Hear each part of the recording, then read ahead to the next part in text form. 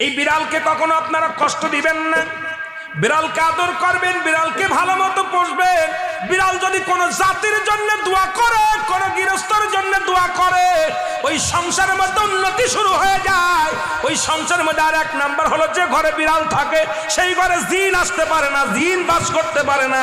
আর একটা ঘোষণা শুনেন, নবীজি বলে গেছেন, যে ঘরের মধ্যে বিড়াল ছানা বাস করে ওই ঘরের মধ্যে জিন জাতি প্রবেশ করতে পারে না। তাহলে ছোট ছোট মাসুম বাচ্চাগুলো যে ঘরের মধ্যে থাকে, মুসলমান অনেক সময় জিনের আশ্রয় পড়ে যায়, অনেক সময় জিনে আসর করে, ওই ঘরের মধ্যে জিনে আসর করে। যে ঘরের মধ্যে বিড়ালকে আদর করে বিড়াল থাকে, ওই ঘরের মধ্যে বিলাই বিড়াল বিড়াল বিলাই বিলাই, এইটা যার ঘরের মধ্যে আছে, এই ঘরের মধ্যে দুষ্ট জিনেরা আসতে পারে না। জোরে জোরে চিল্লায় বলা যাবে না মারহাবা। একবার নবী সুলাইমান আলাইহিস সালাম শুনতে পাইলেন, পাশের বাড়িতে একটা কুকুরকে কষ্ট দিয়ে বিষ